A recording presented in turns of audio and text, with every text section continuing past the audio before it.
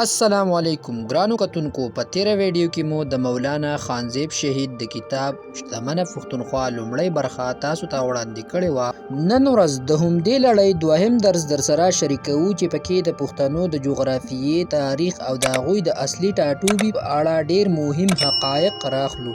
راځئ چې دا په زړه پورې بحث په ګډه سره پیل کړو. د پښتنو جغرافیه لکه موج په بیلتانه کې زما زړه وهي له سترګو، په دا موج کله بهیږي جیحون هسې سیحون هسې. صدرخان خټک. قام په جغرافیه خپله خاوره کې جوړیږي، خپل وجودي حقیقتونه غواړي. تاریخ د قام په برکت لیکلی شي. قام په خپل کلتور ژبه ژوندی پاتې کیږي. د یو قام جغرافیه فطري نه وي، دا په زور نه جوړیږي. همدغه له امله چې ختیځ پاکستان پاتې نشو، بلکې خپل اصل چې بنګالیت ته په قامي تکل ستانه شول. د پښتنو فطري جغرافیه چې د بېسارې قدرتي شتمنیو وسایلو ډکه ده، هغه ده چې په کوم باندې د احمدشاه بابا واکمني پاتې شوې او تر 20 لکه مربع کیلومتره پورې خوره وه. اوسنۍ پښتونخوا لر او بر ډیره ماته، ګوډه، نیمګړې او رنځوره کړې شوې ده. د پښتنو جغرافیه په هر وخت کې د نړۍ د زورورو د تاړاکو په یرغل کې ښکېل پاتې شوې. په ریاستي بڼه کله وړه او کله غټه شوې ده، خو دغه هر څه د وخت سره تم شوي او پښتانه بیرته په خپل قبایلیت کې خواره واره آزاد پاتې شوي دي. د نړۍ دوو قوتونو د پښتنو جغرافیه او قومیت تر اوږد وخت په جبر مات کړي دي، یو مغول او بل فرنګ. خو د پښتنو د قومیت او جغرافیې کوم دوامداره په ساینسي هنر ماتوالی چې فرنګي کړی، کوم اوږدمهاله زیانونه چې تر اوسه په دې خاوره پریښي او د پښتنو د خپلمنځي کمزوریو له کبله هغه حقیقتونه جوړ شوي، نو هغه د فرنګي پریکړې او د هغه د تګلارو تسلسل دی. د نړۍ په سر ډیر نور قومونه نن هم مات ګوډ پراته دي، لکه عرب، کورد، شمالي سویلي کوریا. د ډیرو ماتو قومونو مات ګوډ ریاستونه هم شته، او ځینې لکه د کردانو د 3 کروړه وګړو سره بې ریاسته در په در خاورې په سر وي. د پښتنو ریاست هم د نړۍ مارو د جاخو د لاسه کله وجود ته راغلی او کله لکه د اوس وخت په شان د سقوط سره مخ شوی، خو پیاوړی پرمختللی او مثالي کېدو ته کله هم نړیوالو او ګاونډیانو نه دی پریښی. د نړۍ دغه نور مات رامات قومونه د خپلې جغرافیې د ماتوالي سره د دومره بدبختیو ښکار نه دي لکه څومره چې پښتانه ښکار دي. شاید چې د دې لوی لامل دا وي چې زموږ دانشورانه ذهنیت او تنقیدي شعور ډیر ټیټ پاتې دی، او زموږ اکیډمیک توان ډیر جوبل شوی، ضعیف پاتې شوی. زموږ دانشور، ادیب، لیکوال او سیاستمدار د مصلحتونو ښکار پاتې شوي او د حقیقتونو په ځای د خوبونو په ټالونو کې ډیر زنګېدلي. دغه کنګل ماتول که هر کله وي، زموږ د اجتماعي پوهې په زور ماتول به زموږ لویه بریا وي. د افغانستان دننه د احمدشاه بابا نه پس ریاست کله هم د ولس په باور نه دی پاتې شوی. تر اوسه هر څه د خپلې ټولنې د کاره کتنې په ځای د بهرنیو قوتونو په چشمو کې کتل کیږي. د 13 کلن دور واکمن هم یو پړسولې شوي پوکڼۍ وه، زیاتره پکې د ډالرو د غلا په اراده د ارګ په نرمو بسترو کې په تشو خبرو د تربورانو د زور ماتولو په ارمان پراته د تیښتې په تاکل ناست وو. د تیښتې د ټیکټونو سره هر وخت به یې په یو جیب کې تذکیره او په بل کې ګرین کارډونه پراته وو. د داسې دوسو سره قومي ریاستونه کله هم نه جوړیږي او نه پاتې کیږي. نړیوال سامراجي زورور هم کله په دې جغرافیه کې د پښتنو یو خپلواک، مترقي او متمدن ریاست منلو ته تیار نه دي. دا ازمېښت د پښتنو په سر دی. د پښتنو ماته جغرافیه سره یو کول قومي وحدت دی. دغه د وحدت راز په یورپ میشت ګڼو قومونو موندلی. د ګڼو ریاستي اکایانو سره یې ځانونه د اقتصادي توان دپاره لکه د یو قام پایلی. ریاستونه چې د ولسونو په حقونو قابض شي او خپلې پانګې د بېوزله قومونو په خاوره د دوامداره جنګونو په زور په جنګي اقتصاد پسې غوټه کړي، نو هله ماتیږي، سقوط کوي چې په ضد یې قومي مبارزه پیل کیږي. د ریاست او وګړو ترمنځ یو سماجي تړون وي. په خاوره، وګړو او اقتدار اعلی باندې ټول ارتکاز د قدرت او اختیار وي. د ولس د ښېګړو نه پرته ورته بل هیڅ تقدس نه وي حاصل. ریاستونه جوړیږي او ماتیږي، خو قام کله هم نه ماتیږي. ریاست یو معروضي وجود او قومیت یو نه ختمیدونکی قایم بالذات ستر حقیقت دی.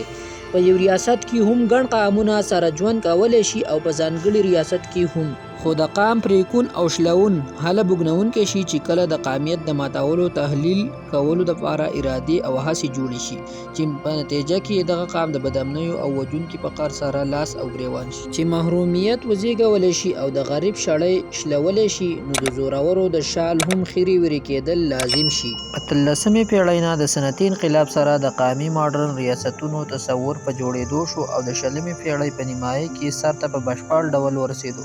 د پښتنو په جغرافیه کې د نړۍ وسر د ریاست تشکیل د احمدشاه بابا په ټاکلو 1940 کې شروع شو، خو له بده مرغه د دغه ټولنې 3 پیړۍ په قبایلي ساخت کې د پاتې کېدو له کبله د ریاست د تشکیل دغه تصور لا نن هم خام، غیر مترقي او نیمګړی پروت دی. پښتانه په حیث د قام څنګه او کله وجود ته راغلل؟ پښتو کله ژبه شوه؟ د پښتنو خپله فطري جغرافیه کومه ده؟ موږ د تاریخ په چاپیریال کې څومره خپل ویش زغملی شو؟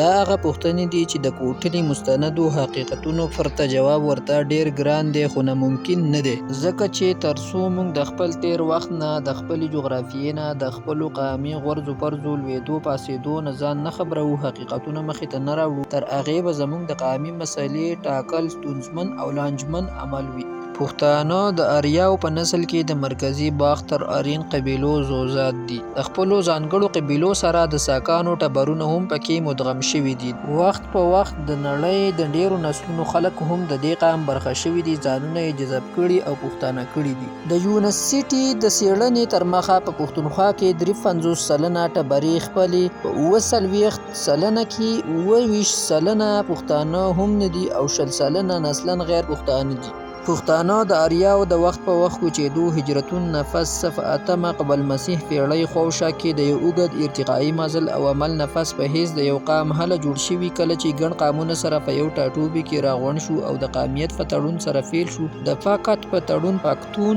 پښتین، پکتیکا، پښتون، پښتین او بیا پښتونخوا او لویه پښتونخوا. د لوی پښتونخوا په نسبت پښتونخوا هغه سیمه ګڼلی شي چې په کومه قامي جرګه کې په بنو کې په 21 جون 1940 کې د هندوستان او افغانستان ترمنځ د یو جدا پښتون قامي ریاست پریکړه لیک شوې وه. بیا وروستو د پښتونستان تصور هسې یو سیراب شو چې د قامي مقدمې نه زیات د ریاستونو د خپلمنځي خړاو په ډغرو کې یو هیولایي تصور جوړ شو. د باچا خان او پښتنو قامي سیاسي مشرانو تګلاره د فرنګي د تلو نفس د چاپیریال په پیښ معروضي حقیقتونو یوه غوره او د عمل وړ سیاسي تګلاره ده. ارواښاد پوهان حبیب الله تږي په خپل کتاب پښتون کې د پښتو ژبې په اړه وایي چې پوهان د پښتو ژبې پیژندلو په باره کې 3 ډلې شوي دي. یوه ډله پښتو د هندي ژبو سره نږدې ښایي، بله ډله یې د اویستا خپلوان ژبه بولي او دریمه ډله یې د دواړو ژبو ترمنځ ژبه بولي. که د پښتو ژبې په سمه توګه ساینسي میتود سره جاج واخیستلی شي نو معلومه به شي چې دا ډیره زیاته لرغونۍ ژبه ده او ډیرې ژبې د دې له خېټې زیږېدلې دي. د پښتو ژبې او پښتون نسل پیژنګلو کې یوه ستره ستونزه دا رامنځته شوې ده چې دغه دواړه څیزونه مورخینو او ژبپوهانو د ساکانو د دوهم مهاجرت سره تړلي دي چې دا بیخي ناسم، بې بنیاده او غیر ساینسي خیال دی. پښتون او پښتو ژبه د هغه وخت سره تړاو لري کله چې 5000 کاله پخوا په وړاندنۍ وار ساکان د اباسین او هند په لور ووتل. پښتانه او پښتو په کوم خاص وخت کې وجود ته راغله په تاریخ کې لکه د ډیرو نورو پوښتنو د دې هم جواب نشته، ځکه هر ټولنیز عمل په یو آن کې نه بلکې د ډیرو وختونو په تیریدو سره وجود ته راځي. همدغه حقیقت د ژبې او قامیت شاته هم وي. البته د پښتو، پښتنو او د دوی د جغرافیې په اړه موږ ته په زرګونو کلونو وړاندې د پښتنو وجود په بشپړ ډول په لاس راځي، خو دا 2 پوښتنې بیا هم نه ځواب کیږي چې دا قام زرګونه کاله لرغونیت لري، نو لرغوني اثار یې کوم دي. دغه راز د محمود غزنوي په وخت کې د حسن میمندي نه وړاندې د پښتو لیکدود او زموږ علمي اثار څه شول؟ آیا داسې خو نه ده چې پښتو د محمود غزنوي نه وړاندې هډو د لیک ژبه نه وه؟ د دویمې پوښتنې د ځواب په اړه علامه حبیبي داسې وایي: د بیستون د ډبرلیک نه څرګنده ده چې د دارایوش د وخت سره اړیکه لري. د پښتو د لیکدود د وړمبي خط میخي و، څه وخت پس ارامي لیکدود شو چې د پښتو لیکدود بنیاد ګڼلی شي. لامل یې په ګندهاره کې د ځینې سامي قبیلو استوګنه وه. موږ دا ویلی شو چې دغه وخت دغه لیکونه به په پښتو کې وو. په آرامي لیکدود پسې خروشتي لیک مخې ته راغلو. کله چې سکندر یوناني د خامنشانو واکمني ختمه کړه نو د یونانیانو د واکمنۍ په وجه دلته یوناني لیکدود مروج شو.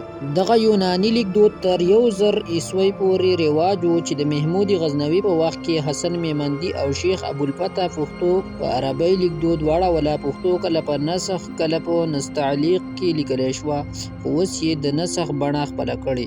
ژبه د یو قام پیژنګلو او د قام د ژوند د ټولو اړخونو مهم بنسټ وي. د ژوندو قامونو ژبې تل ژوندۍ وي ځکه چې د قامونو د تاریخي ژوند ثبوت د هغوی ژبې، ادب، فولکلور، کلتور او تعلیم وي. د نړۍ د لویو تهذیبونو په لویوالي کې د هغوی ژبو ډیر مهم رول لوبولی دی. هم د دې بنسټ په سبب په نړیوال کچ د مورنۍ ژبې اهمیت او ضرورت منلی شوی دی ځکه چې د مور غیږه د هر انسان د زده کړې لومړی ښوونځي او مورنۍ ژبه یې لومړۍ زده کړه ده. د نړۍ د پوهه او پرمختللو قامونو دپاره دا خبرې اوس زړې او د بحث ضرورتمندې نه دي خو زموږ ټولنې چونکې د ناپوهۍ، نااهلۍ، د بېلارې سیاست او د قامي شعور د نشوالي له کبله هغه د چا خبره د ځمکې نه تر بالۍ د ارتقا سفر هم نه دی کړی.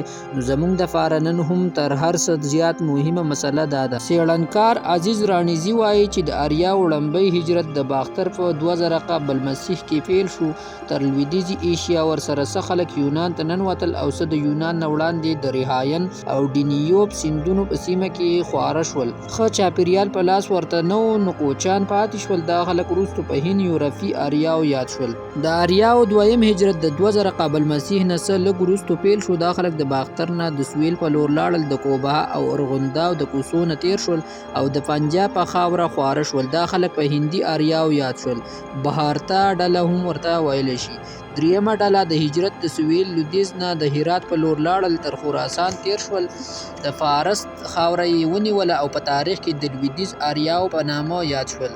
دا درې ډلې چې د باختر د دې انساني معدن نه لاړې نو پاتې سیمې پاتې خلکو ته وزګارې شوې. دوی د ځمکې ودانې کړې. دا خلک په تاریخ کې په مرکزي باختر ارین نامه یاد شول. دغه آریایي قبایل د پښتنو نیکونه وو چې په 15 څانګو کې ویشلی شوي وو: پکتا، الینا، ویشانن، بالانه او سیوا. پکتا د کورمو او ګوماتو درو پښتانه دي. الینا د دیر چترال خلک. ویشانن د ګندهاره خلک وو چې په مرکزي ګندهاره یادېږي چې پیښور، چارساده او تر اباسین سیمې آباد دي. بالانه د بولان خلک. سیوا د کابل نه تر پنجشیر پورې. د پښتنو د لرغوني آریاو سره د دومره نسبت تړون مقصد دا دی چې پښتانه لرغوني خلک دی چې په رګوید کې په پکت او اویستا کې په بخت یاد شوي دي. د پښتنو او پښتونخوا جغرافیه د منځنۍ او سویلي ایشیا په منځ کې د امو سیند نه تر اباسین ده چې کشمیر، اټک او میانوالی هم د دې جغرافیې برخه ده. پښتونخوا کله هم د هند برخه په تاریخ کې نه ده پاتې شوې بلکې دا تړون د بیرنګي په وخت کې راوستلی شوی دی. د مغول لټریچر د حوالې پرانا دا جوته ده چې په راولپنډي کې هم خټک پښتانه میشت دي. درست پښتون له قندهاره تر اټکه سره یو د ننګ په کار پیټه وشکار خوشحال بابا.